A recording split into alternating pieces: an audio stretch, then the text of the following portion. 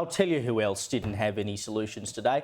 It was the CEO of Optus, Kelly Bayer-Rosmarin. This morning, about 3 a.m, if you're an Optus customer like me, your services went offline and they didn't come back until about mid-afternoon. Now, we still have not had an actual explanation from the boss of Optus why any of this happened, how it happened, what caused it. I mean, 10.2 million customers were affected by this. You had businesses that couldn't trade, of course, because their EFTPOS machines require internet and they're with Optus, so they wouldn't work. Of course, people couldn't make phone calls, they couldn't work from home, they couldn't attend meetings because they didn't have internet. And before we get into the lighter stuff of this, it did have real consequences for people, including one woman who called up 2GB today to say that she missed out on the opportunity to speak to her mother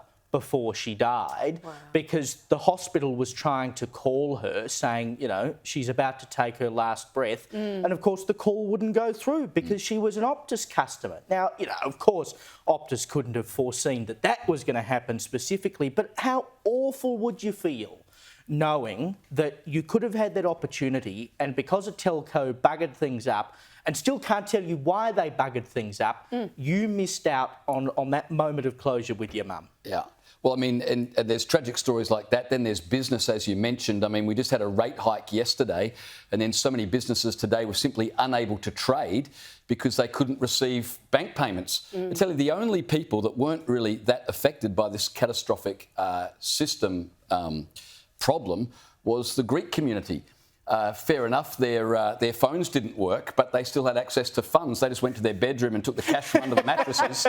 And the Italians. The Italians could have been like, dig it up, we're fine. The big lesson out of this, surely, is that if we put all our eggs in one basket when it comes to the internet, particularly with, you know, personal ID and central banking digital currency, we leave ourselves completely vulnerable. And, you know, the big lesson out of this is thank God for cash and let's keep cash around. Oh, the amount of trolleys.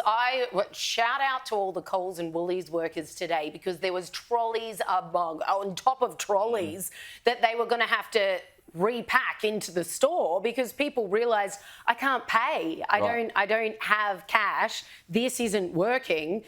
So that would have just been a nightmare job. But it goes to show a world without cash will be chaos. And it bears mentioning as well that were not for Rudd and was it Turnbull? We used to have copper as a backup and then they ripped up all the infrastructure, so we don't have that anymore. We are entirely independent on this wireless internet thing, and when something goes wrong, we're back in the Stone Ages like that, and it takes something like this to bring to light just how vulnerable it's actually made us. But of course we know why it's happened. The Optus CEO still hasn't explained. He was just tweeting and bleating from the sidelines. Get this, he was literally telling people, go to the app for updates, check online for updates.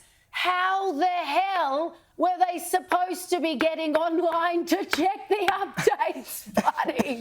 You've got to be kidding me. The funny part about that is the Communications Minister, Michelle Rowland, she said on the news, she said, I did call Optus to find out what was going on. I'm thinking, how'd you call them? By like carrier pigeon or something? How did you get in touch? Maybe they have backup for themselves. They're better to themselves than they are to their customers. But of course, we all know why this really happened because we have exclusive footage from the control room of Optus.